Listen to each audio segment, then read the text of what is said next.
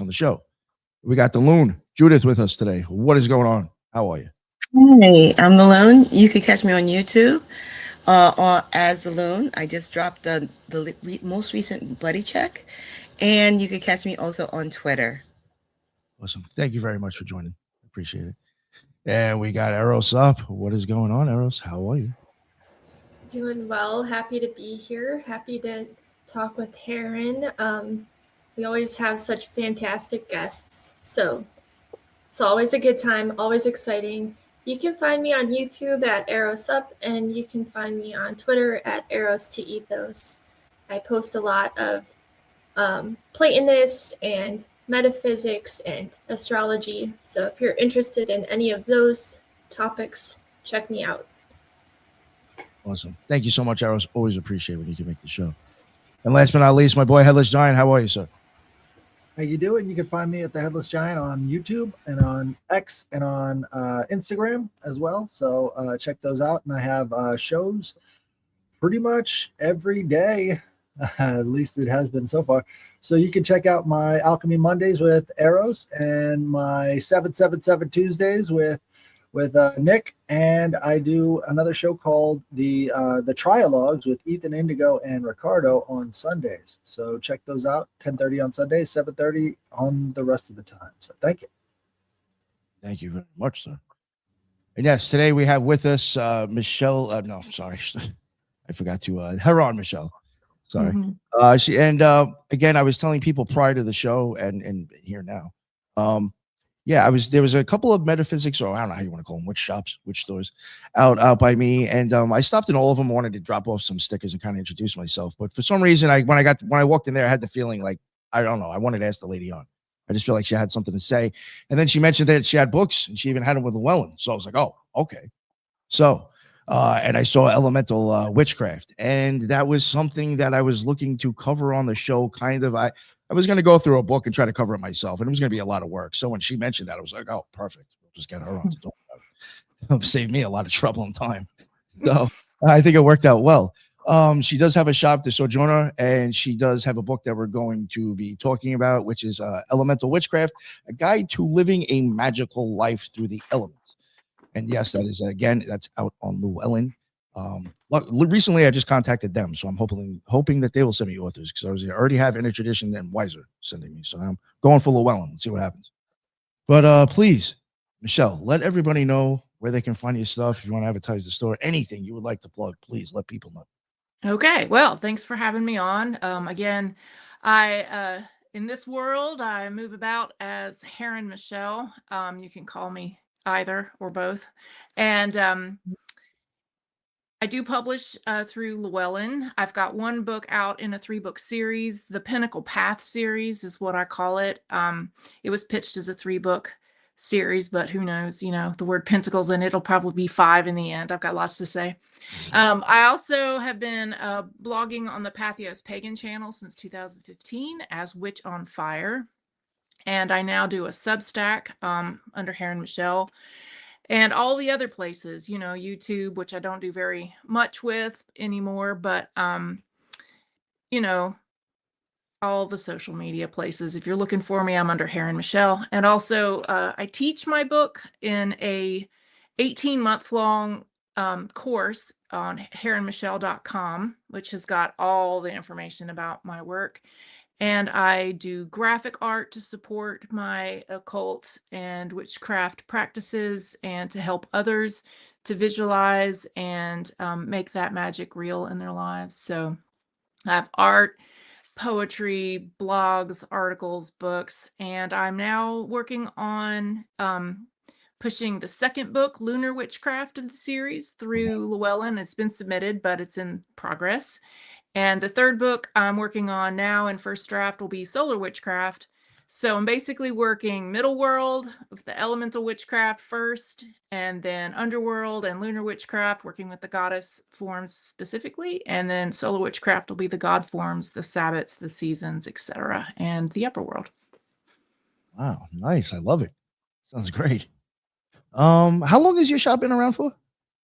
We are about to celebrate our 17th anniversary of being open at 414 Evans Street, but we actually started our business as more of tent vending and whatnot at Pagan Pride Days and other conferences and festivals and things. We started at Autumnal Equinox in 2008. So 18, 17 years.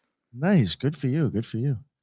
Have you Mhm. become kind of like a staple in Greenville for I guess you'd say that. I yeah. mean, Not knocking the other stores, but I mean, you just when it comes to witchcraft, you're much more better off going to yours, I think. well, none of the other stores focus on witchcraft at Yeah, all. yeah, yeah. I As a got matter of it. fact, I think they purposefully avoid that. So Oh, but I can't I wonder speak what for you other thought about me folks. when I walked in. Well, I mean, those well, my biggest competitor, the crystal shop in town, has been here since way before I was. Oh, And I really? used to go, oh yeah, and I used to go in there and shop and ask for witchcraft related things to support my practice. And let's just say that the message was pretty clear that that was not, we were not a community they were interested in serving. Wow, So, really? So yeah, sorry. pretty specifically. They're Wow. okay Is, with the is that new the one that agey looks like a thing. house? It looks like a house. It doesn't even look like No, a no, business. Oh, okay. I no, they're think I pretty do. new. They're Okay. nice folks. I don't know them Yeah. very well, but no, that's the more of a crystal shop. No, I'm talking about the one that's over in Arlington Village. Oh, okay. Yeah. Yeah. Yeah, All right. they like to do the new age thing, but a long time ago they decided that they weren't interested in witchcraft, occultism, paganism. So I actually opened my store as a direct reaction to being rejected by those people. Yeah. Nice. Jay, she's I in a love cult. it. Awesome. I love it. Yeah, that's yeah, if I don't know how many listeners I have in North Carolina or if anywhere near Greenville, but if you're into this stuff, I highly suggest to go to her store. It's a really nice place. Yeah, I'm downtown on Yes. Evans Street. Yep. Open Yeah. 7 days a week now. And it is in a great spot too, to tell you the truth. Yeah, a lot of stuff in that area. Very nice area, the of Greenville. So Michelle, when was it that you realized like this is what I'm going to be into? Like this is my deal, witchcraft or whatever you call it, whatever you're into. When did like, that happen? I think like most folks who are into this, we always sort of knew, you know. I think it's an orientation. It's like you just come into the world, you just know things, and it takes a while maybe to figure out what it is that other adult human beings call it. But once you find out that it is a movement, that it is, and I do mean occultism. I mean the people who understand that there is the mysterious underlayer of everything, and you're aware of that, and the what you're being fed is what is reality, the consensus reality of culture. And I mean, I was a little kid going, nah, that's not it. But of course I was raised in the Southern Baptist evangelical Christian, where there was only the one right way. I was going to say, was that an influence in you kind of looking other ways? Oh yeah, I mean that's how you find. That's why you go looking for what else is out here, because Your rules suck. I mean, I was so depressed as a kid. I was like, man, if this is the way, if this is the truth, if this is the only one option I've got, I'd rather just check out now, because I cannot participate in this. And so you get old enough, you can go to the library by yourself or whatever, and of course, mind you, I'm talking about the 70s and the 80s. There's no internet there. So when you finally found out what else is out there, I'm like, oh, now that was the one right thing I knew. That was the thing I knew all along. I just didn't know what it was called. And it was things like reincarnation, because I was one of those weirdo kids that remembers my past life. I always have. And I I would have like PTSD like reactions as a small child, as if I had been in a terrible cataclysm, some traumatic thing. And I remember dying in World War II. I didn't know it was World War II until I got old enough to study those things and recognize things. But I died being crushed under the rubble of a building that was bombed out. And so that I have PTSD like reactions to similar situations, And so it took me a while to figure all that out and then do the actual spiritual journey work to discover it more specifically. But I'm also clairvoyant, just naturally. There's lots of things about me that made me very weird as a child. And rejected for my weirdness as a child. And then I finally find out what it's all called, the words reincarnation and the word, things that make sense. And so I started pursuing this and knowing what it was at 17, Oh, to okay. answer your question originally. It took me a while to get there. Until then, I thought I just called it the religion of Michelle. And then I found out that it already is an established thing. And it was just, occultism, really. Well, something that's an interesting aside, like we talked to Ronnie Pontiac yesterday, and he was talking about Manly P. Hall and his interactions with him. And it seemed like Manly P. Hall's journey was because the internet didn't exist and he couldn't find these sources really readily. Is the internet taking adventure out of the self-discovery process? That's a good question. Ooh. I'll tell you what, it was a lot harder to find this stuff because I was raised in Taylor, South Carolina. I didn't really find this stuff till I got out of South Carolina. I went as far away to college as I could possibly go. And I had it in my head that if you wanted to find witches, you had to go to New England. Mind you, I was 17. What is a girl from South Carolina who was raised under her Southern Baptist rock? I had no idea. I was like, got to go to New England. So I go to college in Vermont, and the very first things I'm looking for, and I find this really awesome hippie dude who's wearing a pentacle, and I attack him. I'm like, oh, tell me everything you know. And he's still a friend of mine to this day. But I was finally able to get some books. I was able to order some titles of things from my school bookstore that I had not been able to get my hands on in South Carolina, that I couldn't have had in the house because of my mother, basically being, the security forces for Jesus, and making sure that nobody thought a free thought otherwise. So anyway, once I got away, I was able to figure it out. And that's really when the journey began. But man, it was hard to find it. And you mentioned Manly P. Hall. I have got a treasure right behind me where I can grab it. Look at this. This is the Secret Teaching of All Ages, the 50th anniversary edition. Nice. We were just giant talking one. about this. Nice. This is one of my treasures of my library. I love this thing. I found, I do bibliomancy with this one. I'm like, I'm bored. Let's learn something new today. Just flip. Oh, nice. And hey, look, the elements and their inhabitants. That would be how I first discovered that, and then ultimately wrote a book about it. So That's awesome. That's great. So I guess I know you kind of mentioned, but did anybody have any questions or ask anything before I go? I wanted to ask, are you solitaire, or is there a particular tradition that you follow within witchcraft? Good question. Well, it's kind of a both, in that I wasn't trained in any particular tradition.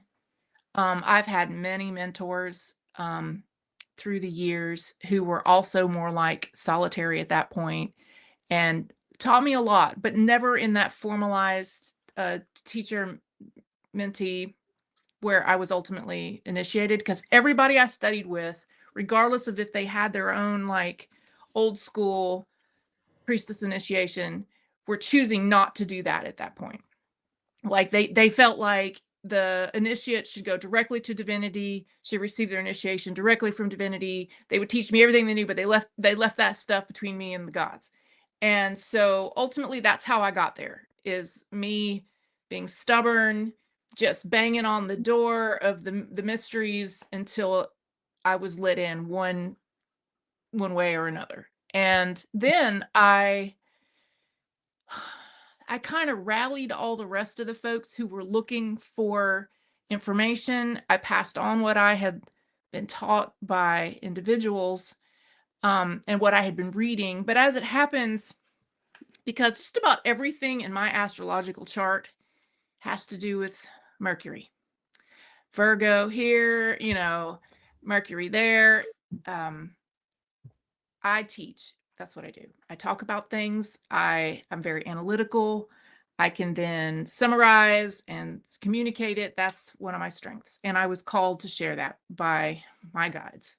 Do what you got to do to share this. So I have been teaching about it for so long that eventually you get other folks around you. And now we all consider ourselves self-initiated solitary witches who then want to team up. And then that became a coven, which then became a formal training program, which went on for more than a decade, which now has second degree people who've chosen to initiate to the clergy status. And then 3rd degree. And it's just like self-made. So the know in that I was a solitary, eclectic, self-taught, which then I taught that so long that it became its own codified tradition with so many initiates that then hung around together and continued to teach and bring, we coagulated all this information together into what became known as the Sojourner tradition of modern witchcraft. And then that was formalized. We had a coven that operated for over a decade. I was the founding high priestess. I served for 5 or 6 of the 10 or 12 years that it operated. It most recently decided to we went on a hiatus after the whole COVID thing shut down the teaching program.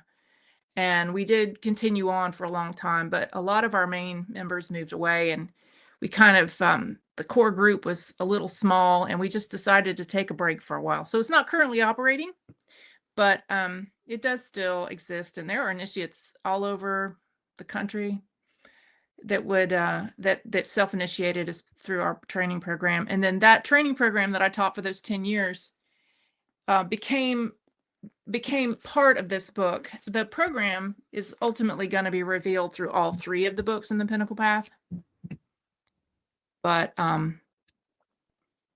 only some of it. And then of course, once I wrote the books, I add so much more, because when you teach Wicca 101 or witchcraft, it's not really Wicca.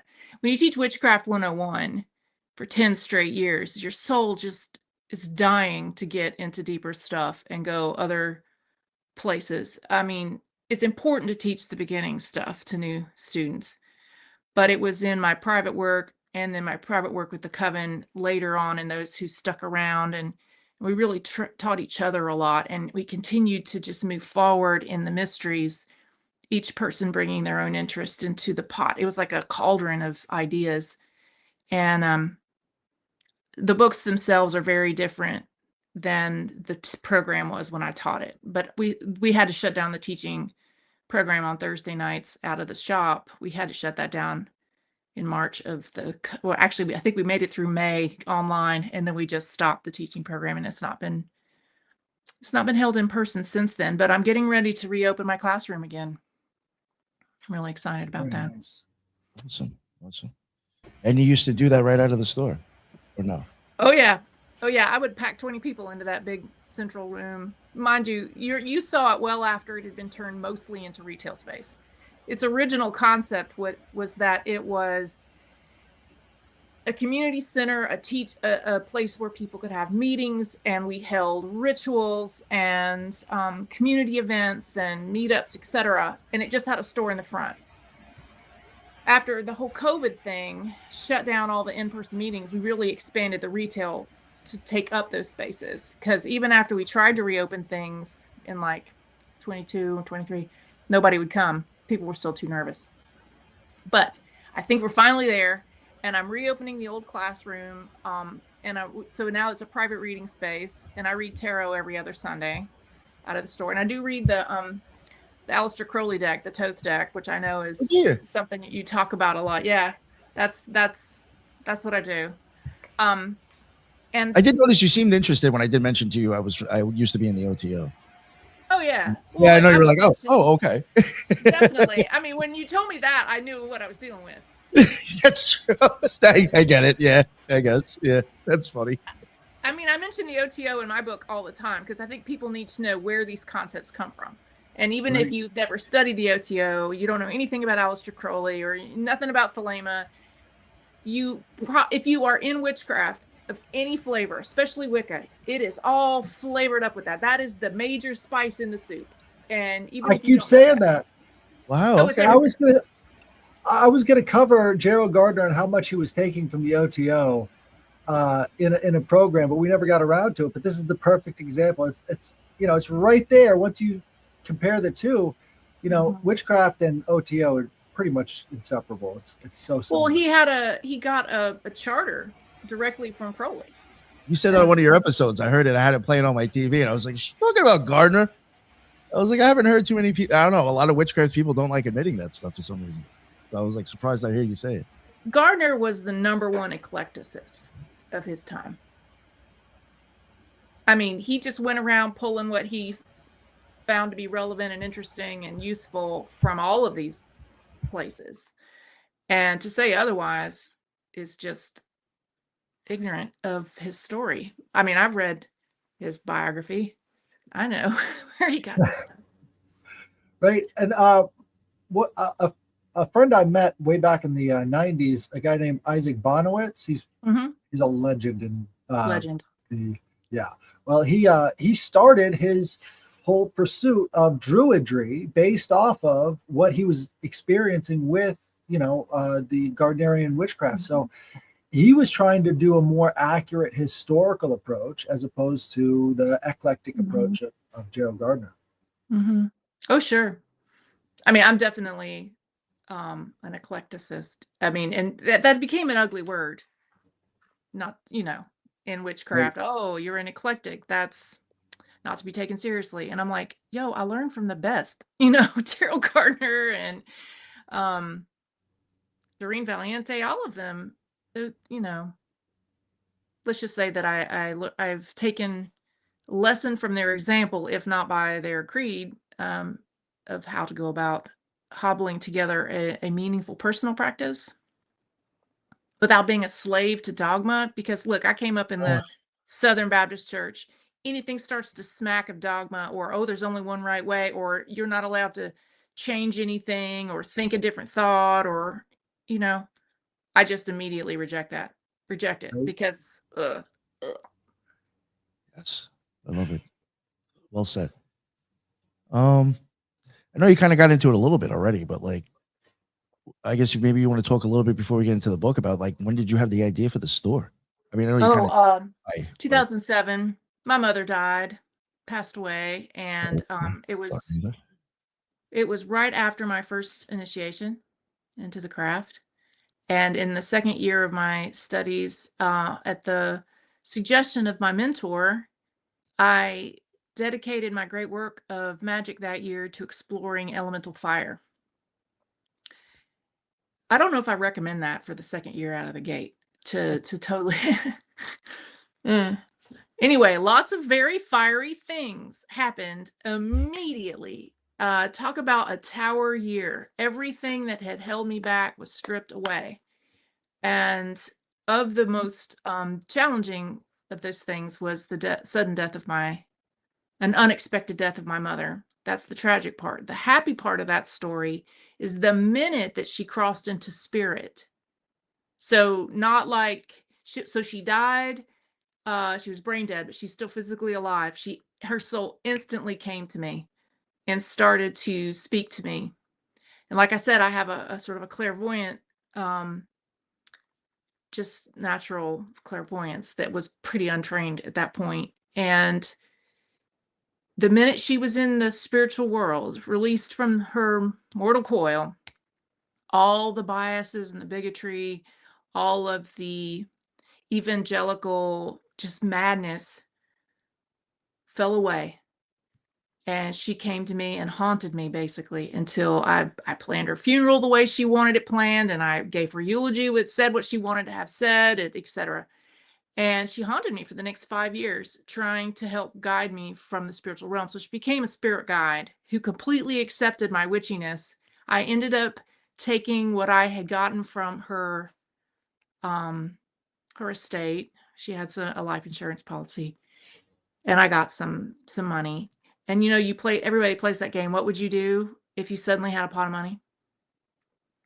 I would open a metaphysical store. No lie. I was thinking, but I was like, I don't want to take her to take this the wrong way. But I was even wondering if this was the situation that she came into money that gave you the chance to actually do this. I did, but moreover, she encouraged me to live authentically as my true self. The whole Christian thing: don't hide your light under a bushel.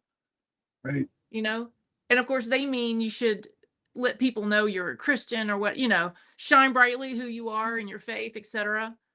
Well, right.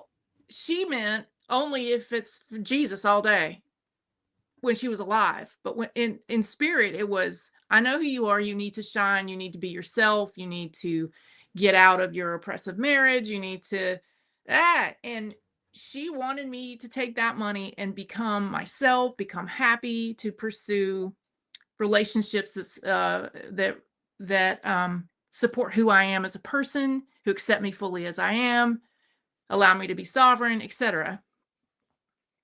The person she was would have never preached those things ever, but in spirit she did. And so she guided me, and we opened the store.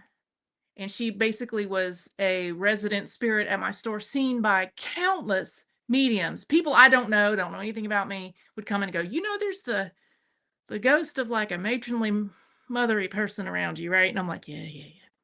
Eventually, with the help of a medium, I helped her realize that it was okay. She could go into the light, and she did move on, and has since gone on to her next adventure, and is no longer reported around me very often, unless I go and seek her out or call her in. But yeah, my mother helped me. My evangelical mother helped me open that store. But it really was just a bid for my personal sovereignty. And I was so lonely in my feeling like I couldn't talk to anybody about this. So there was nowhere to go. There's no places that cater to my interests. Where do I find the people of like mind? In Greenville, North Carolina.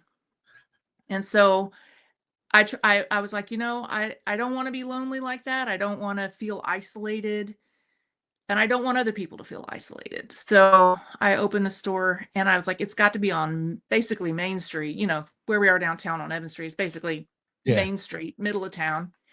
I wanted to be fully visible, open the way a church door is open. People can come in, talk, find a book, find people of like mind, find acceptance. And we try to cater also to making sure that anybody that doesn't tread the well-traveled path, that's our motto, is equipping the path less traveled, based on the Frost poem. I took the path less traveled by, and it's made all the difference.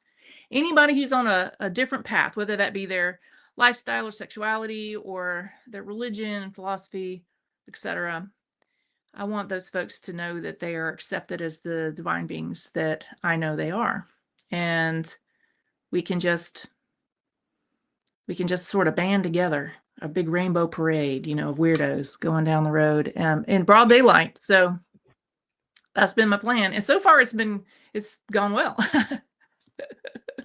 I've only had a few protesters before. Really? Well, wow. Yeah. I've got a couple of funny stories, but really nothing that you would expect. I mean, I know that there are whole Sunday school groups preaching that we are of the devil and everybody should avoid us. But let me tell you what, the reason why I know that is because people in those Sunday school rooms or Bible studies or wherever they heard that, at whatever church, they come directly into the stores like, I just found out you were here because of my Sunday school, told me I was supposed to boycott you, and I'm so excited you're here. I had to go see it myself. I know. That is funny. It isn't working out. They're not doing themselves any favors on the spiritual warfare front. No. Anyway, I got magic and all the rest. I mean, they might have Yahweh on their side, but I got all the rest of the guys on mine. I think it works out. Oh, that's funny. All right. So what was the first book you ended up ever writing? What made you decide to start writing? Oh, I've been writing since high school. I went to a fine arts high school in Greenville, South Carolina, for creative writing. Nice. And then you moved to Greenville, North Carolina. Yeah, I just love Greenville, apparently. There's one in Tennessee too. You can check that out. I think there's one in every state of the union. I don't know. Yeah. All right. So what would you, I guess, if we get into the book, where do you want to start with that? I guess. Well, what was it with this book that you thought the community is missing, and I'm going to give this to them with this book? Okay. That's put like, I know that might be a tough question, right away. No. Because you're not the only interviewer to ask me that question. Oh, good. That's a good thing. I have got an answer written out. Can I just? Yeah, go for it. All right. On the why did I write this book? The book came out of my sense that Western occultism had spent the last 200 years perfecting what I perceived of as division. It's the coagula. I mean, the salve et coagula. let's divide it. Let's analyze it. Let's put it in little rows in a correspondence boxes. Let's figure out what planetary sphere it belongs to. You know what I mean? Like break it down. It was it was with the swing into the patriarchy that the last, 2,000-3,000 years have been. And that's a necessary phase. That is a part of that pendulum swing. It had been that. It was, they wanted to perfect division and subclassification and the individual power, how do I apply my will? The whole to will, to know, to will, to dare, to be silent, the whole thing. But that's perfecting your own power, your own will. It's incomplete. And my work individually, I was like, okay, well, because I study hermetics. I consider the kind of witchcraft I practice to be hermetic witchcraft. And I was like, all right, well, but we have to restore the other side of the swing. There's the coagula, there's salve, there's coagula. There's this balance between the poles that we have to come back over, away from the sexism that was so dyed in the wool of the occultist, Western esotericism and occultism for the last couple hundred years. So anyway, my work in elemental witchcraft is my attempt to answer the next turn of the cycle, to return to integration, to return to cooperation. I call it the cooperative culture of witchcraft. I'd like to get the magic back into embodied oneness with divinity and the world, not a separateness from the world the way, Christianity really wants to separate you from the world. Witches are of the world. We are the ones here in the middle, loving the material world, looking sideways. Some religions look up, all the heavens, all the time, angelic beings, the gods. Others want to look down into the underworld and get all deep into the shadows and the spirits and the ancestors, etc. Witches really do balance these. There's a time and a place for all of that, but we're trying to live right here in the middle world and enjoy embodiment. So I see the move into the Aquarian age needs a new approach to all of these things, a new embodied, lived, practical lifestyle type philosophy that serves a modern world, as opposed to looking backwards and trying to figure out how the ancients did it. I do want to be informed by what we know about how the ancients did things, but I don't want to slavishly recreate that like an anachronist. That's not what I'm interested in.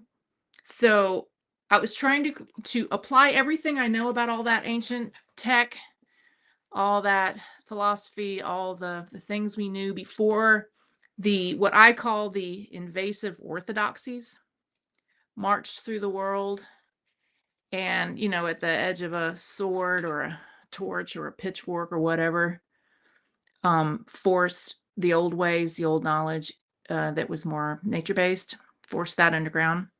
I want to excavate that, but I want to find a way to meld that in an alchemical way with the modern world to make a meaningful, fulfilling, happy, pleasurable modern life.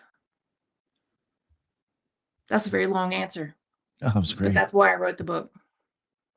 No, I've even been saying on the show, well, I think we all said it here in different ways, that it does seem like there's just, I think the old way of looking at this stuff just it's not working, or I think it could work better. Yeah, these are snapshots of time that the people that were thinking about them, and they're important, but you got to keep it in historical context. Yeah, that's a plus. That's a good way to put it as well. Yes. I mean, I look at the things that like Aleister Crowley or Gerald Gardner or Alexander Sanders or whatever, and then the women that they were counterparts to those movements, Doreen Valiente and Maxine Sanders, etc. And there are jewels there, things that they were really figuring out that, no, that's good. And it might be in a whole pile of shit that was just patriarchy and sexism and, old rich white dudes who don't have any idea how it really is for the rest of the world. And you have to sift all that out to get the jewels that are worth keeping in the modern world, and also understand the context of where they were living and how their perspective, their lived experience. And those were not necessarily better times. So we can adjust. I think we need to adjust. Even in what most would consider like a patriarchal Viking era, heathenry context, women played a much more important role within the functions of society that a lot of people don't recognize. It's a different way of looking at it from a pagan perspective, and I think we're just tired of the division. There are better forms of authority than what we've been handed. Exactly. Well, I love words. Words are my thing. Like I said, it's if you look at my astrological chart, I lean so heavily towards Mercury and air. Oh. And so I will make up a word. I will make up a term. I'll coin a term. And here we are. So rather than referring to the baneful aspects of religion by a specific religion's name, because we know you can't paint one group or one philosophy with one broad stroke and apply like they are all bad. This was all damaging. That's not fair. So rather than saying the Abrahamic religions or Christianity or whatever, I will say that any group that invades the mines, the lands where they are not native, threatens, does harm, instills fear, and tells people that there's only one right way, it is their way, and if they do not comply with their way and their thinking, etc., that they will be harmed. That's extortion. I call those the invasive orthodoxies. They tend to be patriarchal. They tend to use the technologies of fear, domination, violence, fear of death, etc. They weaponize their philosophy. I call those the invasive orthodoxies. And they have done terrible damage to the world over the last thousands of years. However, there is another way. It is a more egalitarian way. It's some of the ancient cultures, especially what we have to dig up from way, way, way back, like Göbekli Tepe and that kind of thing. Anthropology is digging back up. It's not like they were matriarchal cultures. They were goddess revering, but they tended to be more egalitarian. And they focused on the technologies of creation, of agriculture, of building, of bringing people together, etc. And they venerated life as opposed to venerating death. And so they focused on the mechanisms of creation and creativity and art and etc. And those are what I call the cooperative cultures or partnership cultures. And there's lots of anthropologists who've studied these things from the ancient world. It's where we get a lot of our understanding of the really ancient cultures. And people want to call them matriarchies, but they weren't. They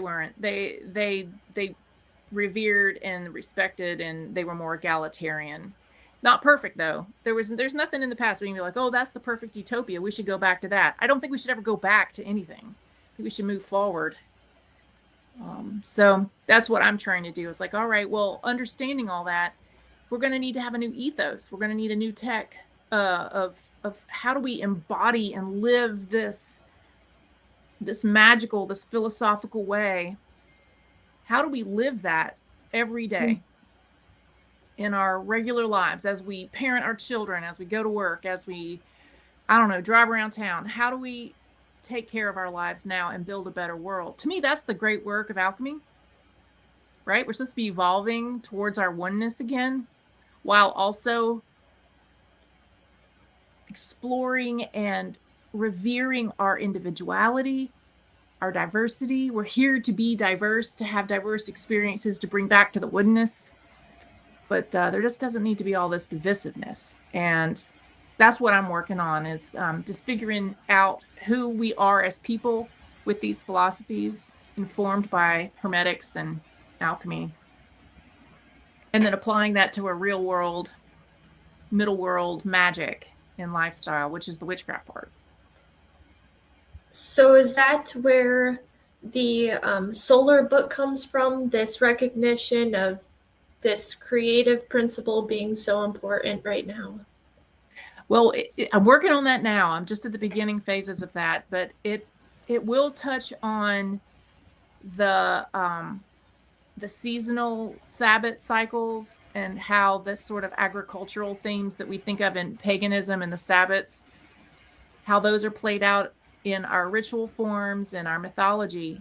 But it does bring the focus back to the god. We're not, the witchcraft that I practice is not solely about the goddess. You have to have the god in there too. But it's a focus on the yang side of things, whereas lunar witchcraft is a focus on the yin side of things. Elemental was the earth, air, fire, water, and spirit, like a pentacle, to get this middle world self, to get our middle world self all in balance and empowered, so that we can then handle dealing with divinity individually, So I don't know if that answers your question, but it does reweave it back in, but without focusing on it first. Does that help answer your question, Eros? Eros, you muted. Yes, thank you. Okay. I'm just starting my work on that. I wanted to ask too, I know like we're really late into it for this, but could you define elemental magic? Mm-hmm. I was going to ask, so it's not too late. Thank you. Yeah. Okay. So, the 5 points of the pinnacle: earth, air, fire, water, and spirit. Microcosm to macrocosm, right? The world, the middle world that we know of, woven together by the essences of the four elements. This is very Platonic. This is definitely, from the old Greeks, and then how they came into Alexandria, Egypt, and blended with the Egyptian ideas, which became Hermetics. It goes way back to all of that. But the notion that the world is made up of 5 elemental essences, the spirit of that also has a material component. So the elements are the spirit of water, the spirit of air, the spirit of earth, the spirit of fire. Then there are the material aspects of it too, which we can see and learn from here in the middle world. But when divinity passes down through the 7 celestial spheres of influence, which is the way of bringing in astrology, to become something new in the middle world, it passes through those 5 planes of, the elemental planes. And then that gets cast into form here in the middle world as the physical thing. And at the root of Hermetic alchemy is the notion that everything that exists in the cosmos has a spirit, has a soul, has a body. And those things are woven together as they pass through these elemental essences. So the middle world is the casted projection, kind of like a hologram being like a projection of light that seems like it's 3D. That's the casting into the illusion of our separateness as individual things. But what makes them are these elemental essences. And the reason why the pentacle star is the symbol for the perfect balanced integration of all 5 of those things. And we call that like a symbol of the microcosm and the macrocosm. And they reflect like a mirror image of each other. And so the magic that Wicca employs, as well as alchemy and any magical system, it is focused somehow on creating this reality in accordance with our will, and tapping into these forces in various ways with various techniques to weave together what it is that we desire in the world. And so it's the very foundational building block elements of both the world and magic, which is a long answer. But that's why so many people will call on earth, air, fire, water, and spirit in their magic, and then relate them to cardinal points or points within the circle, because you have to have all of those essences working together in alignment with each other and flowing in accordance to your will to create that change. Was that too much or not enough of an answer? No, that was such a good answer. Thank you so much. You're welcome. So yeah, that's and to me, it's the middle world reality. Like, it's also fire is your will, air is your mind or your mental state, water is your emotional state and your relationships. Earth is obviously the physical body, the physical needs of the body. Spirit is that in that part of you that is eternal, that is part of divinity, that spark of divinity within you, and that is cannot be destroyed ever. All right, so that's who we are. And so I start with elemental witchcraft because if you're going to be a magical practitioner, and my God, if you go back and read anything from Eliphas Levi, who is the one that the French occultist, the Kabbalist that gave us the idea of the 4 powers of the Sphinx, to know, to will, to dare, to be silent. You have to master the 4 elements in your own life first before you can do any of the higher level things of interacting with angelic beings or spirits or, individual divinities, etc. You have to make yourself strong and balanced first. Unfortunately, so many folks want to go straight to the psychism, the clairvoyance, the working with higher angelic beings, etc. And if they don't have their own shit straight, they don't have their head on turned on straight, they don't have their heart straight, if they're emotionally immature or so physically decrepit because of the toxins or the poisons or the illnesses of their body, they just blow a fuse when they try to do the higher level things. So I start in this middle world, like just figure our lives out, figure out who we are, figure out what we think, figure out what our personal will is, what is our divine will, what is our sacred purpose here, that's the fire. Figure out our relationships and to divine love, that is the cosmos. How do we figure out how to be a human being here in the middle world, an adult, mature human being, before we start doing magic? There are a lot of emotionally immature occultists in the world. Have y'all noticed? Oh, yeah. Tons of them. I mean, there's a fair few. Just saying. And yet they might be doing some really powerful work. But I don't know that their lives are improved by that work. Yeah, that's one thing that should happen. Your life should get better, I would think, to an extent. You would think. Oh, like, what are you doing it for?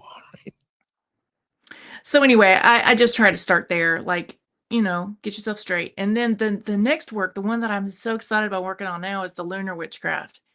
That's the deep dive into the underworld, the astral realm, psychism, and past lives, and divination, and working with the goddess, and really getting it deep into the feelings.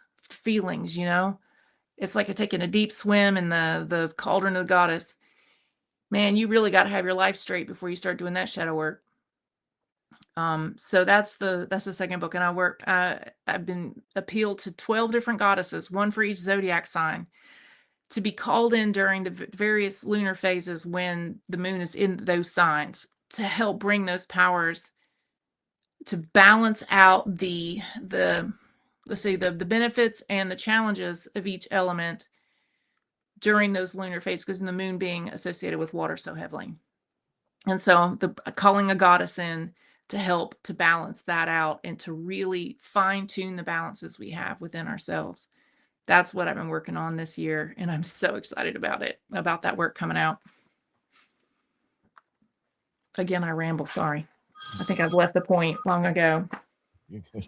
No, you're good. You're good. Thank you anyway.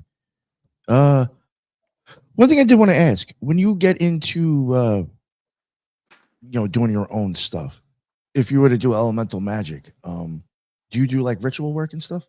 Oh, sure. Yeah, Wiccans are all about the ceremonial magic. All right. So I didn't want to like kind of maybe put you on the spot, but That's all like right. if let's say you were to work with the element of fire, since you brought it up, Mhm. to kind of give people an idea like how everything would be set up for that. Oh, sure. Like even like maybe like I don't know, like for me, like if depending on what I used to work with, planetary elemental, I'd have Mhm. the herbs that match it, the crystals that match it, maybe even change my altar cloth, wear something, all get extra, all that stuff. I'm Oh, sure. wondering if you did the same or Oh, yeah. however if you can maybe give us just a little bit of an idea. Okay, sure. So just as an example, in my book, I have 5 paths that you walk during certain seasons of the year, and you work specifically with that element very heavily. And so while you're working with fire, we'll just use that as an example. Planetary stuff, any of the stuff that comes from the old occultist correspondence tables, etc., all the alchemical, all that stuff is yes, yes, pull all that in. So you, yes, red, orange, yellow, on your altar cloth, things that have to do with salamander, dragons, etc., very, very fiery, deserty. You want the stones that associate with the sun or Mars, the herbs that want to associate that way also. So I would have, oh gosh, if I'm burning incense, and I do a lot of formulary, I provide all these recipes, and everything is, I mean, I create candles and incense blends that you burn on charcoal. So I'd have cinnamon and orange and clove and oak, etc., frankincense, that all have those fiery things. And you're layering it up. And each time that you employ one of these material allies, you tap into the spirit, because again, we get back to that alchemical notion that everything that exists in the world has a soul, a spirit, and a physical body. So it's not just that I've got the body of a frankincense nugget. I need to tap into, awaken, and partner with the spirit, the soul of frankincense, which is aligned on another cosmic level with the celestial sphere of the sun. Or I could do the same with anything having to do with Mars, and that would get me closer to fire. Also, we work heavily with the elemental beings in Wicca and witchcraft. So the god, I mean not the god, the elemental king, Jinn, and the salamanders are the elemental beings that embody that essence, that do the work of that essence in the world.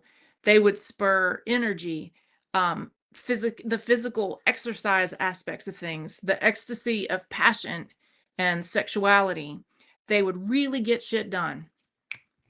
And so that whole time you want to be tapping into the power of your muscles and the sun and the fire and the Mars and and you would call upon those beings to help reveal what is the work of your will, what should be the sacred work of your will at that time. And we work heavily with this, to will on the whole Sphinx or the pyramid of power, depending on your tradition. But also because I'm restoring the goddesses' tools, the receptive tools, back to the old patriarchal occultism. In heavily, heavily, heavily in my book, we talk about the jewel of power. In old witchcraft from 50 years ago, 100 years ago, or the Wicca from, pretty recent times, they would talk about the pyramid of power: to know, to will, to dare, to be silent. But there are receptive powers also that were first named by a Gardnerian Wiccan high priest who's also a psychoanalyst in his day job. His name is Timothy Roderick. And he taught that there were the receptive lessons of each element also, because everything has yin and yang. So the pyramid of power that we know, or the Sphinx of power from Eliphas Levi, was all the masculine aspects. They were all the projective aspects of the elements. But what's the opposite of to know? Well, the goddess's tool for that is to wonder, to release knowing, and to ask new questions. So then there's to will. That's applying your will to the world. Like you're the fire being applied as the catalyst to the world. Well, what's the opposite of that? Is to surrender. You are the fuel on the fire. What's the opposite of to dare, which is the water overflowing the emotion. I'm going to dare to be courageous and go out there and apply my will and my feelings on the world. What's the opposite of that? It's to accept the emotional conditions or accept the situation that you're in. And then what's the opposite of just to sit still, to be silent, and to wait in expectation of the outcome? The opposite of that is to resonate, to set the new tone for the world. So the goddess's tool for Earth is to resonate a new intention and then to draw something new, create something new into the world. Okay, so we work heavily with those things too. So while I'm working with fire, I would not only try to figure out what is my will in the world, what is the sacred divine purpose for me that I should be applying my individual will to accomplishing, but also what do I need to surrender to those fires? What no longer serves me? What impedes me? In the same way that when a sword is in the forge and it's being purified in the fires and all of its, the impurities, the weaknesses of the metal are burned away. And what emerges from those fires should be sharper, more finely honed, more rarefied, better able to be wielded for your will. So I would work both angles there while also appealing to the planetary spheres, the gods that are very fiery, like Mars, etc. So that is a big, long answer. But I would do those rituals in a sacred circle, and I would only call that element in, and then I would do a lot of deep journey work with those ideas while layering up the crystals, the herbs, the colors, the stones, etc., the full ceremonial magic gambit. And I would ask to know those questions, how should I apply my will, but also what do I need to give up, and then let myself surrender to those fires. Not an easy task.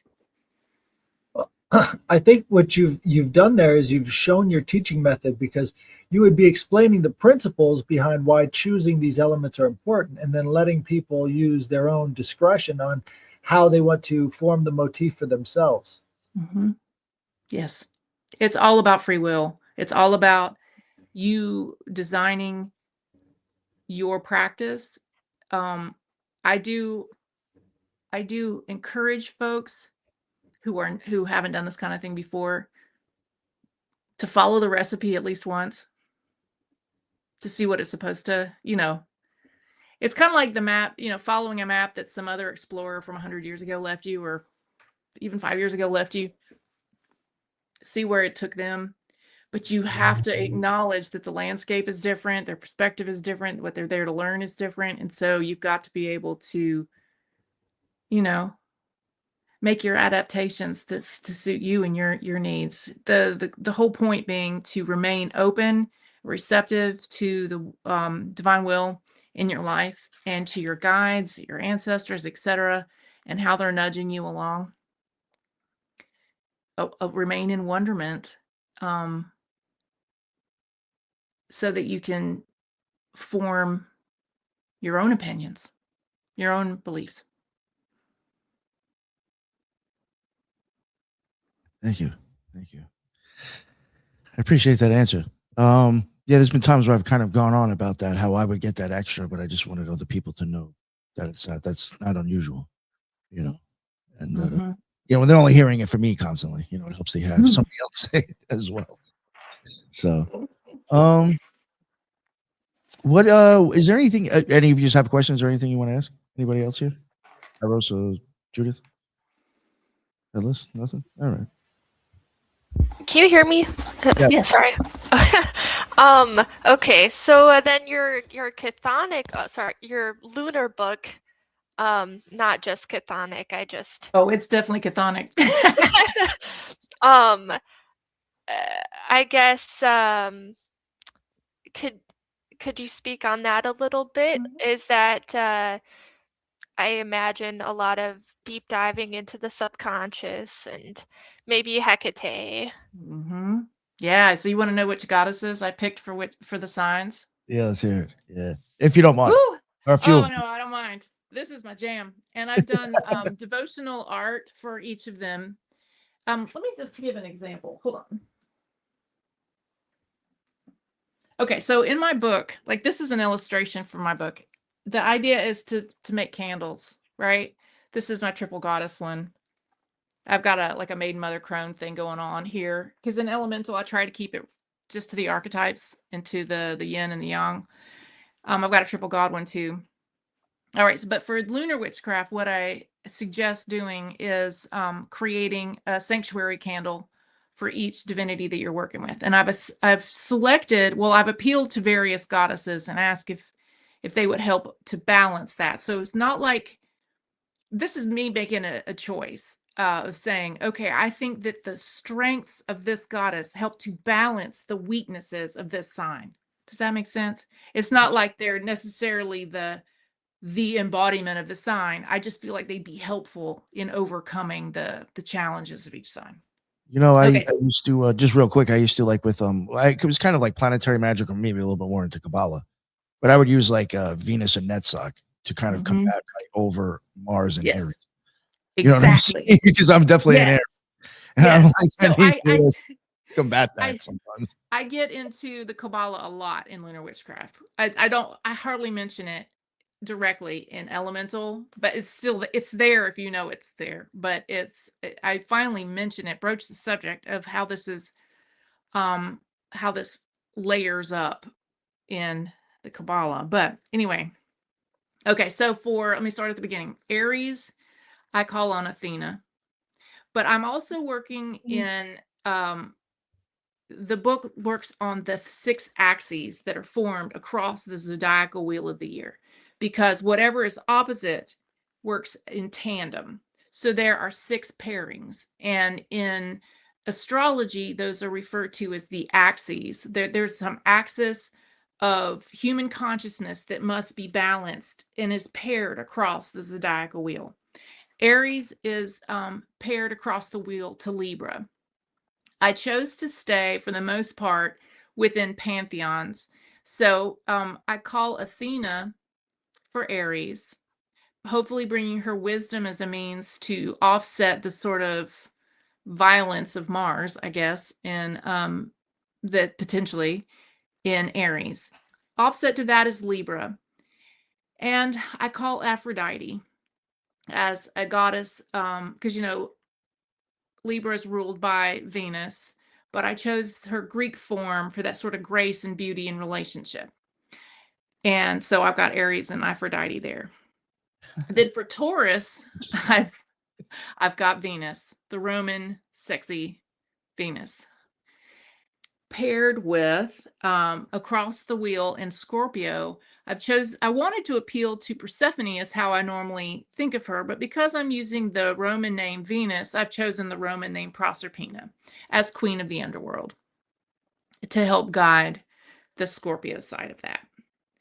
And then Gemini, I go into the Celtic goddesses. The ones that appeal to me for Gemini is Caradwyn and her cauldron, and the wisdom of her cauldron, and the little bits of analytical sort of knowledge that go into her cauldron that ultimately feed into wisdom. But then on the other side of the wheel, we have Sagittarius that balances that. And for that, I choose the goddess Bridget at the forge, the very fiery forge aspects of the Celtic goddess Bridget. Then we get down into Cancer and Capricorn that lie across from each other. This is where it went a little off script. I had to do, because it's not the same pantheon. When I first thought of doing this, the very I could approach the lunar work this way.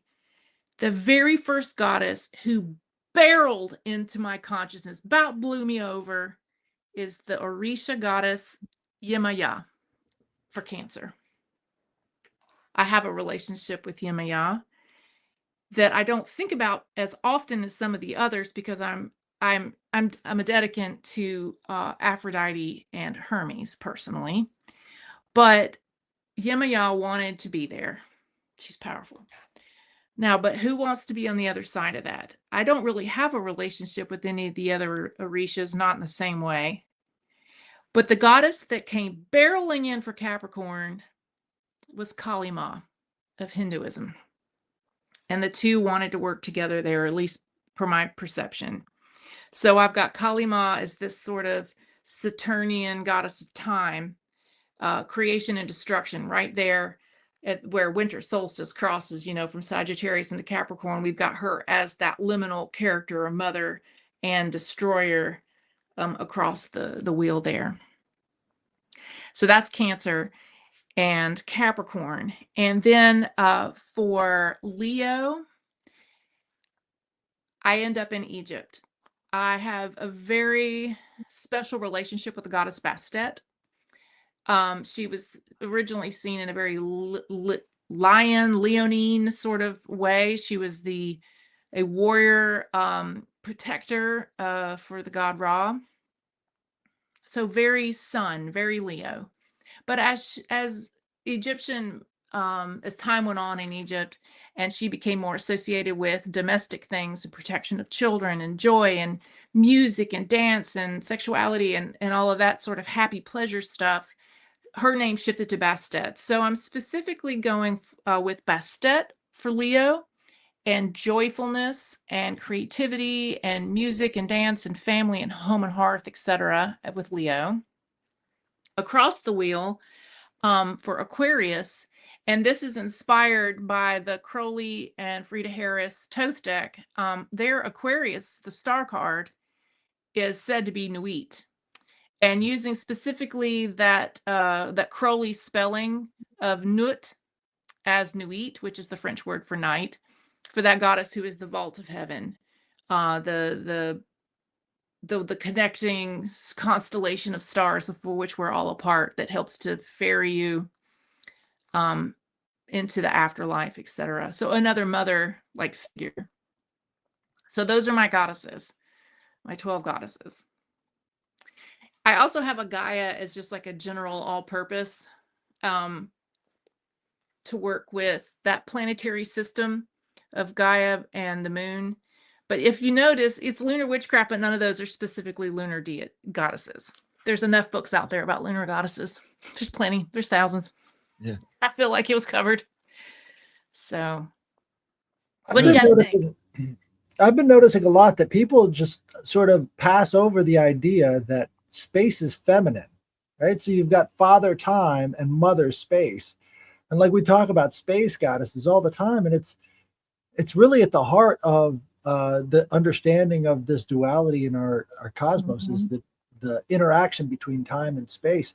And everybody focuses on this sort of Yahwistic Saturnian character, is this Kronos. But very rarely do they match that up with Rhea. Like you just hear about Kronos, very little about Rhea. And Rhea goes back through Kybele and back to the very, very ancient past. And it's right there as the space goddess. And then you see that as Nyx and Nuit and all these other very, very early representations. Oh yeah, I do have in Lunar Witchcraft, and mind you, this is only in first draft. It's with my editor right now, so who knows what it'll be when it comes back. But right now, I do have a deep look at all the goddesses that are associated with the moon and all those ancient texts, and I do go very deeply into Rhea and that role there. Yeah, so it's interesting. Even in my own process of writing the book, I ended up the section 3 is all the practical magic stuff. Sections 1 and 2 are information and etc. But the third part is time to astrology. What phase of the moon, but also what sign is the moon in, what season, etc. And really looking at the mechanism of our cosmos as this magical. It's like a machine, and it's moving in these predictable ways. And there are times when certain things are so much easier to accomplish because the whole cosmos is flowing with that purpose at that time. And it's interesting to me that as I was writing the book, I can think and work academically and like, oh, look, historically, these are all these goddesses and ideas and mythologies and stories that associate with these ideas. But then when I got to section 3, who do we actually work with? Who's the actual magic with? Ended up being a whole different thing because I just sort of let spirit flow through. That's the clairvoyant thing too. It's kind of like everything I do at some point becomes almost like automatic writing. because once I tap in and just get going, it just flows through. And it's that image of the star card I think about, you know, she's holding or touching this divine access to information that is everything and everywhere. And then she's flowing through and she's pouring it out on the earth. I think about that a lot. I've got a lot of Aquarius in my chart, obviously, but I see that as my job when I write. And like I said, I do have a close devotional relationship with Hermes. That's just always been the way. And so I get going and he sort of takes over. Hermes take the wheel. I don't mean for it to be like that, but I'm his priestess, so what can I say? That's what happens. He'll get his moment. In solar witchcraft, he's one of the gods. I do the same thing in solar. I'm assigning a god to help with each of the signs.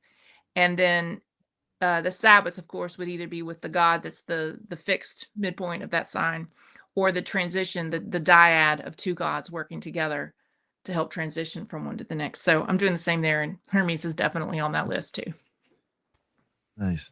I like how you did use like I was saying before, sometimes I wouldn't always kind of work on that sphere, that idea that thought I was having problems with. I would use something else. Like you were saying, you were using the opposite, basically. Mm-hmm.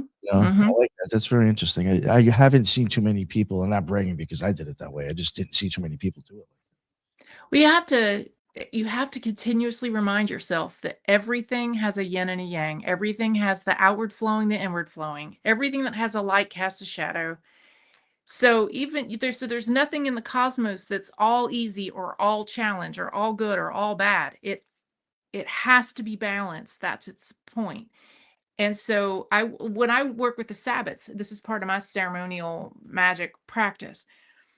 It's not just the Sabbat I'm in. I acknowledge that on the other side of the wheel, there are the opposite is what is going on. And I call this the philosophy of the poison and the antidote. And I work with this in all of my things. The poison from the moment you're in, the antidote to that poison is found in the strengths of the thing on the opposite side of the wheel, or on the other side. If I'm dealing with one of the poisons presented by a very projective or masculine energy in something, how do I balance that? I have to find what is the strength of the goddess that helps to nurture that. If I'm dealing with a negative of the goddess, something, or the receptive aspect that is challenging on this side, how do I cure that poison? I got to distill an antidote from the opposite side. So what does the God bring to the situation? At his strength. You know what I mean? And so that's how I do everything. If I'm working, so like when we're working the lunar stuff, you know, when the sun is in one side, the full moon will be in the opposite. The full face of the goddess is reflecting the light of the god at that moment. So you'll have, and it's always the same mode. So it'll either be cardinal, fixed, or mutable. It'll always be a projective or a receptive element. So air and fire is always paired. Water and earth is always paired. If I'm the challenge of the moon, full moon, people get crazy the full moon. Why? Because it's the opposition. But there's from the poison that we are presented, it's like it's unveiling this thing that we have to work on. How do we do that? Well, you need to look where the sun is. What's the strength of the sign the sun is in right now? That needs to be pulled as the antidote for the poison that you're being forced to reconcile right now. And that's how I do everything.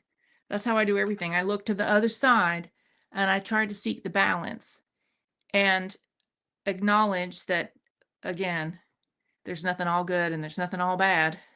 We all have our moments. Everything under the sun, everything in the cosmos, it's not just the solar system, everything in the cosmos has got its strengths and its weaknesses, challenges and ease.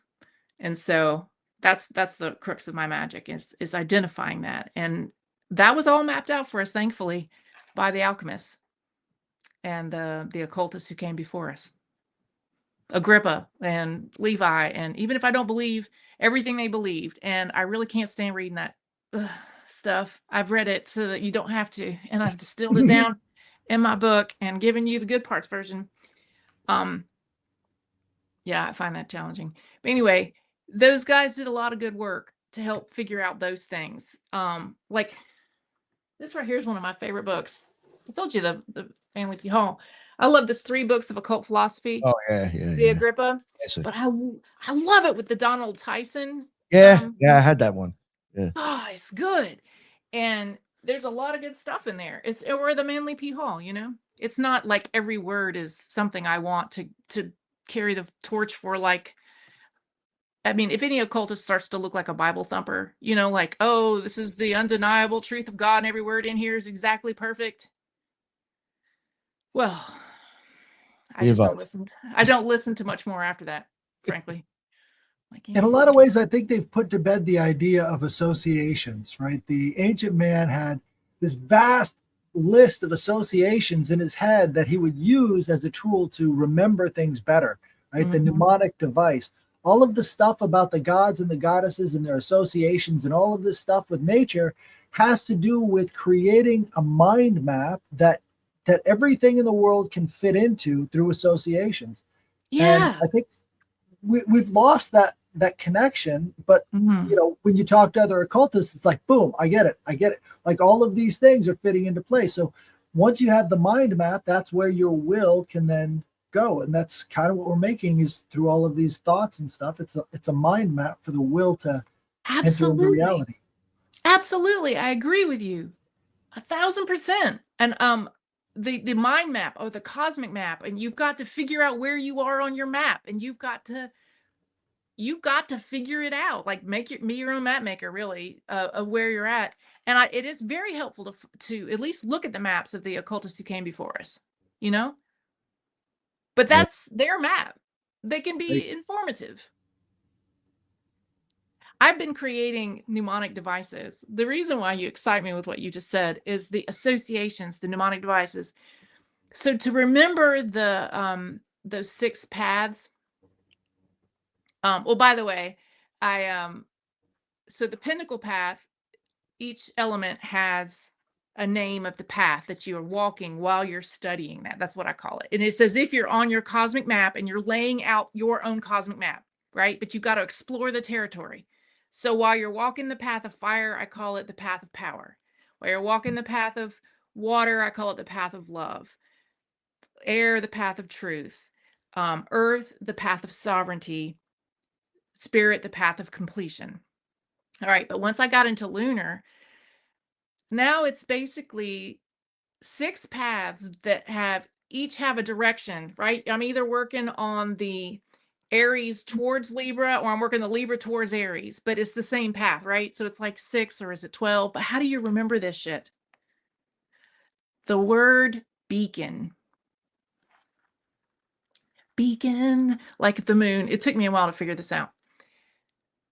B is the path of becoming. So while you're figuring out the mysteries of Aries to Libra, you are working on the path of becoming. And so the magic is the magic of becoming. E is embodiment. When you're working Venus to Scorpio, you're working on this embodiment within the balance of earth and water there. A is awareness. When you're working Gemini to Sagittarius, you're working your awareness, your perception of your world, your awareness of your place within it, etc. C is cultivation, the path of cultivation. So between Cancer and Capricorn, you're cultivating the sense of security within yourself and in your outer world when you're home and your public life. O is the path of offering. How do you offer your light? How do you offer your spark? So between Leo and Aquarius, it's how you're offering, both as an individual, but also within like an individual star. We are all a star. Or how am I offering my light within the greater constellation of mankind? And then N is the path of nourishment. So between... Well, I was going to let her finish, but I was going to show you this. Go ahead. Yes, what am I seeing? Oh, so this is The Art of Memory by Frances Yates, where she's going over the memory palace techniques of Giordano Bruno. Oh, And so yeah. Bruno, right, he was this metaphysician that was absorbing all this knowledge from the ancient world. And he was passed around within the church and everything because he was seen to be like a mystic because of his memory powers that he absorbed from all of the ancient Greek manuscripts. It's really kind of Cool. interesting on that. Awesome. Yeah. Oh, I you just you know who he is? realized I left off 2 of my goddesses because my Okay. path of nourishment is between Virgo and Pisces. I forgot to mention those 2 goddesses. Virgo is Demeter, Pisces is Hecate. So yes, we bring it back to Hecate again. But the nourishment of it's the whole, that is again the Salve et Coagula. The Virgo is breaking it down into its parts. Coagula is bringing it all back together again. Hecate or Pisces needs Hecate for sure. Absolutely, right? There's a couple of those that, I mean, of those goddesses that I feel like it could have been a number of them. Like for Capricorn, it could be Kali Ma, it could be Lilith. I've been working with both. I guess it just came down to Kali Ma demanded to be in there, and Lilith was passive about it. So I was like, all right, well, Kali Ma wins. But yeah, she's very Capricorn to me. But yeah, so my mnemonic device there was beacon. Follow the moon like a beacon. Anyway. You said Pisces really needs Hecate, and that got me thinking about the three-faced Jesus. Yeah. The three-faced Jesus was actually banned from church. They couldn't do that anymore. The Father, Son, and Holy Spirit couldn't be depicted in a single face. Really? Yeah. Could be something there. That's such a fun association. Man, you dig deep enough, just about every divinity has got multiple faces, don't they? Yeah. Right. People love to do a triple something with any of these divinities. Was there anything else about the book or anything else you wanted to maybe talk about? Well, I do offer this as a course. Okay. If ever I was to try to market something, my online course, it took me years to develop. It's over 100 hours of video, so many additional pieces of art and otherwise, visual aids, graphics, additional documents, additional things that I've created over my career teaching witchcraft that are provided in addition to what's in the book. All the things that I was forced to cut from the book. And the book is a chunk. I mean, look at this. I mean, it's like over 400 pages. And I had to cut a bunch of stuff, obviously. So that's all back in the course. It's all just self-paced, study as you go. It's not like you meet at a particular time. I've created it as part of my sacred work, and I've put it into the world so that it can be found, long after I'm no longer here, hopefully. But it's a course that starts at the very beginning. So if you know nothing about paganism or occultism or witchcraft, but you want to know, it starts at the very beginning of the story. Tells you where all of this stuff came from. Where do we get these notions from?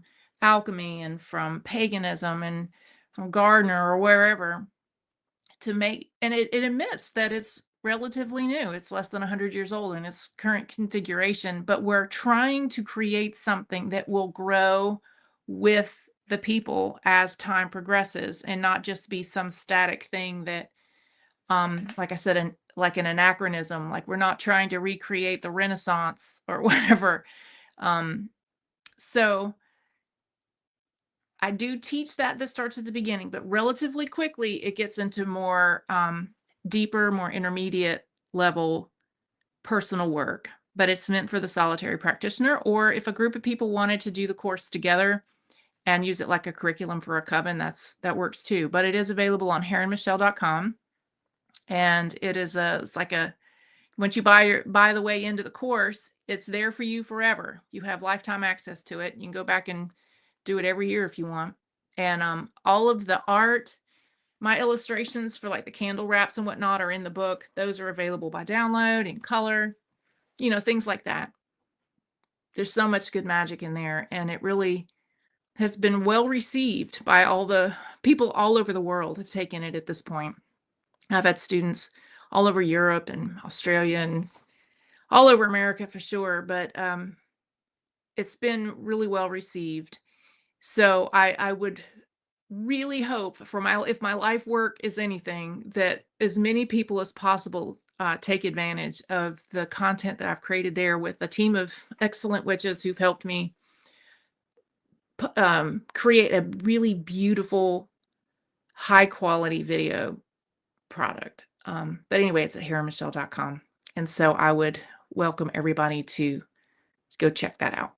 Also, my website is thesojo.com for my store. And I do sell my my goddess art products through my store also. One thing I did want to ask real quick, because we kind of talked about it, and I think I saw you mentioning it on your show. I was playing this stuff earlier. I think you brought up like Charge of the Goddess. Mm-hmm. Have you ever saw kind of a little bit of commonalities between that and I think it might be in the Book of the Law when Crowley's going on about weed. I think it was inspired by that, wasn't it? That's what I had assumed. But yeah, I believe that's what Doreen Valiente says in her book, Rebirth of Witchcraft. She's the one that refined the prose version of what we call the Charge of the Goddess, and she began that. If I don't want to tell her story wrong, but she got the material from Gerald Gardner, and because she had read Crowley, recognized where he had ripped it off from. And I forget exactly which speech it is, but it's equal parts from Aradia and a segment in one of Crowley's books. And she went in and massaged it. She actually called it decrowlifying it or something like that, she actually removed somewhat of that language so that it obviously wasn't a ripoff. I think Gerald Gardner expected Doreen Valiente to not be an intelligent, well-read woman, but she read his shit and was like, dude, I'm a better read occultist than you. I know where you got all this. But she massaged it and created some parts anew. But yes, it's definitely a conglomeration of several ancient texts or older texts. But yeah, Aradia and some Crowley stuff and then some of her new stuff. I think she wrote the parts that get into, the beauty of the green earth and the white moon among the stars and the dust of, the feet of heaven, whatever. All those parts were her. But okay. Yeah, no, yes. I just thought that seemed to be some commonalities in there. Oh, definitely. Since you were open to that stuff, I figured I'd ask your opinion. I'm very open to that, but I mean, I do like to credit the proper source, Yeah. And so I do a lot of that too, but that's another thing that I really enjoy doing in my lunar witchcraft, because my original love is poetry. And when I tapped into doing just the lunar work, just the stuff with the goddess, for as long as it took me to create the manuscript, talk about a chthonic year, but so much poetry, so much art and poetry. I mean, that's just the way the goddess flowed through me. But I've written many charges, like I tap in, like I would like to work with this goddess. What is the poetic language or the ritual, the liturgy of this rite? Because there's 24 different rituals just for the lunar work in my new book coming out. There's many more others also to get ready for it, but there's a full and a dark moon with with all 12 goddesses. That's 24 major rituals right there, the aspects that are in the book.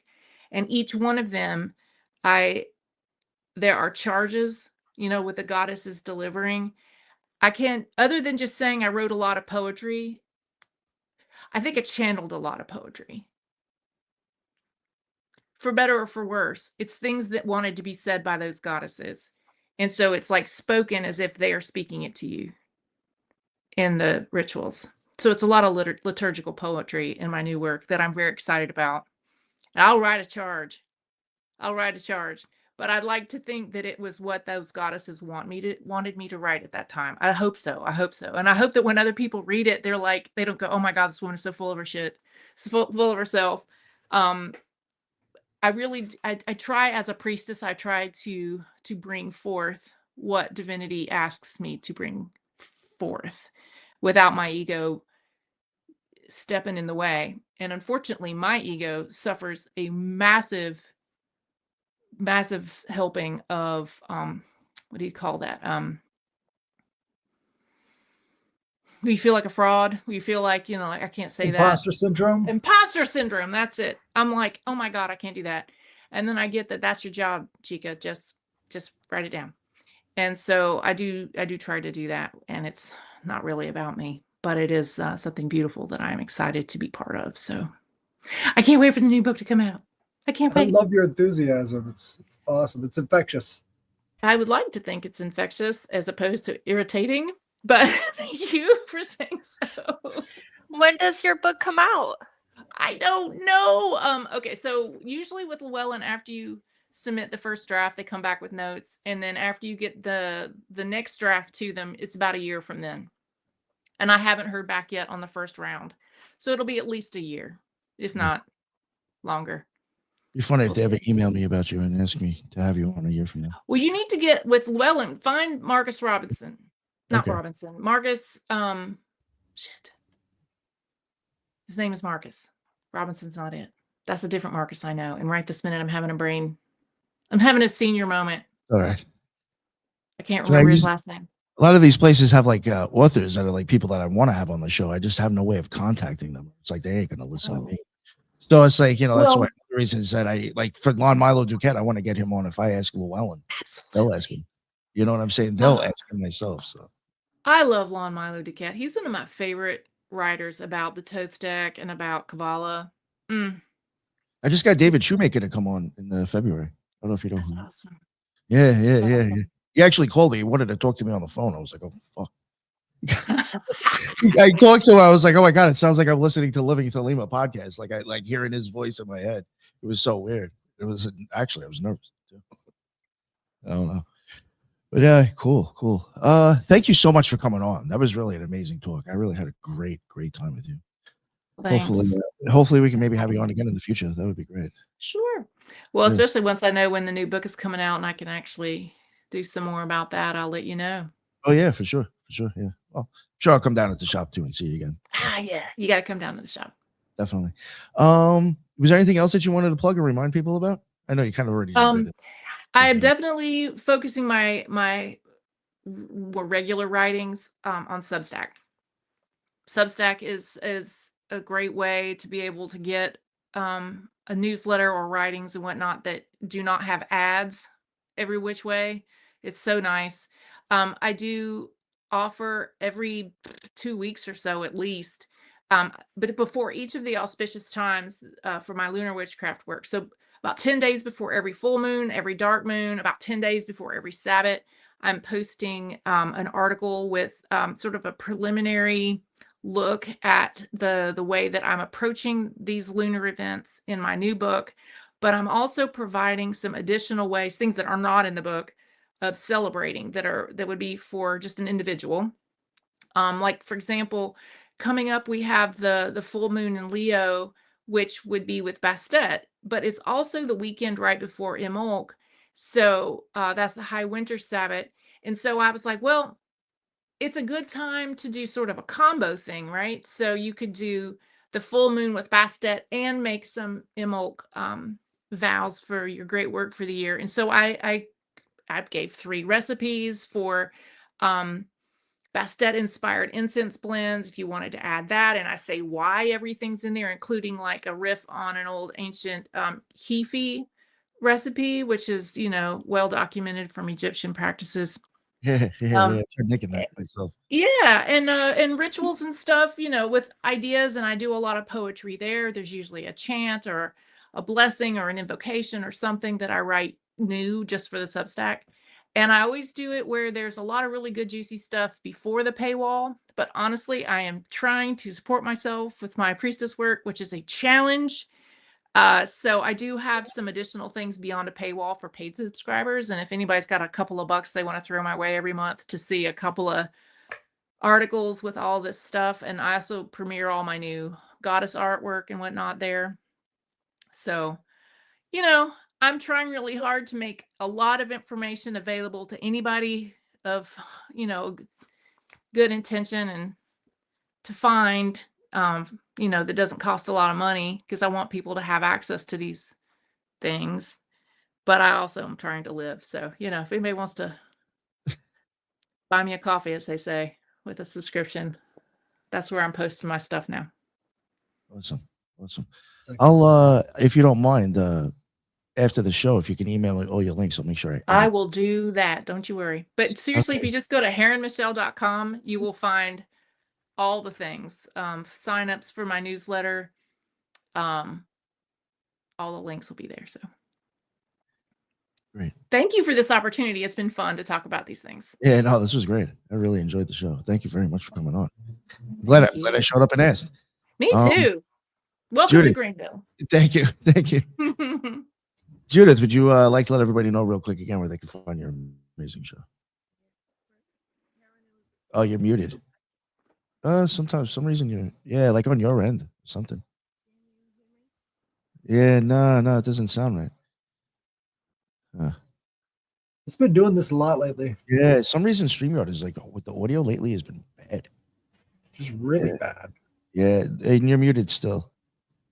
All right, Headless, why don't you go? Let everybody know what's up. Well, you can find me at the Headless Giant on YouTube, on Twitter, and on Instagram too. Occasionally I get on there, so you can find me there. And I've got shows that are at around 7:30 p.m. every weekday, and then one on Sunday that is 10:30, which is the Trilogue. So check them all out. Thank you very much. Very busy man. At Rose. Let everybody know what's up with you. Thank you so much, Heron, for coming on. This was awesome. Thank you, Arrows. You can find me on YouTube at Arrows Up, and you can find me on Twitter at Arrows to Ethos. Yeah, thanks for having me on, Nick. Of course. Yeah, it was great. I'm glad you all could make it. And again, Michelle, that was a blast. I really, really thoroughly enjoyed hearing your take on things, and very I like the mix of like kind of like ceremonial and witchcraft together. That's Wicca. Throw some folk witchcraft from Europe and all the ceremonial magic and alchemy into one cauldron, and you get Wicca. Yeah, I like it. I dig it. So everybody, eventually her links will be in the bottom if you want to check her stuff out. And Judith, I'll make sure I include your link in there as well, so people can, because you're having mic problems right now. Sorry about that. And everybody in the chat, that's what's up. Thank you all very much for joining in and commenting and watching the show. That's why we go live. And until the next one, everybody be well. Later.